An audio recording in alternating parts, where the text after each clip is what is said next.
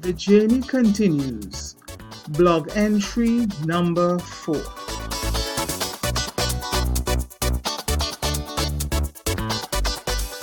I consider myself a dedicated and committed educator.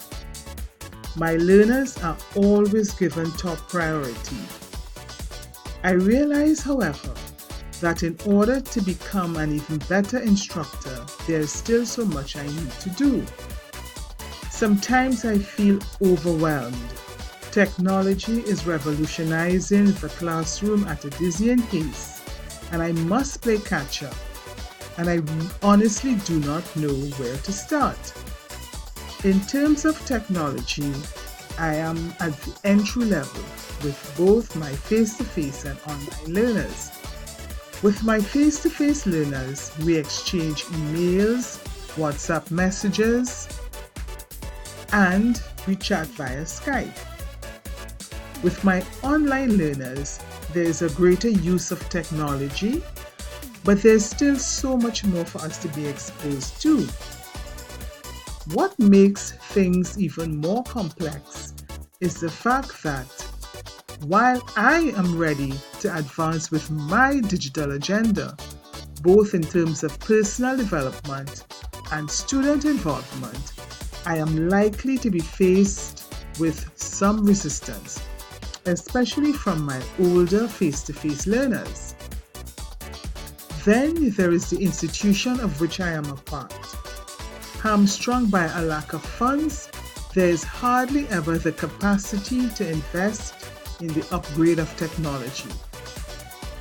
Among faculty, there is hardly even a whisper about the marriage between digital technology and education. Are they even aware of the benefits of a digitized classroom? First of all, it gives educators the opportunity to teach in a new way. It prepares our young learners for a world that is rapidly becoming more global and digital. Best of all, it gives learners new ways of learning. It connects them with other learners in different parts of the globe, thereby exposing them to new and different cultures. But how do I get my older students to warm up to the idea of a reflective e-journal or a blog or communicating via group chat? As I reflect on my role as an instructor, I think of the ways I can guide my learners to become more reflective. What about the concept of a classroom community? Will they consider that encouragement? Of greater significance is my place of work.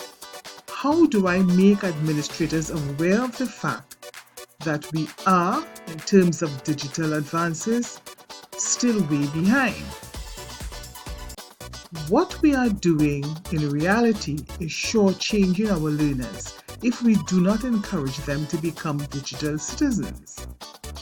For me, there is so much to be learned before I can get faculty to begin to discuss digitizing our classrooms. Of course, there will be security issues, concerns about the misuse of technology, etc. These must form part of the discussion. These talks have now become urgent. To delay any further can be seen as an indictment against all of us as educators. In this regard, there is so much to consider. For example, the culture of my institution. Can the physical structure support this thrust? Can the existing technology be built upon, or do we have to scrap and start all over? These are points to ponder. Admittedly, I have some distance to cover in terms of becoming comfortable with the use of games in the classroom and the myriad of social networking applications. The difficulty for me is selecting the most appropriate ones for my learners. I have already begun the research, so the journey continues.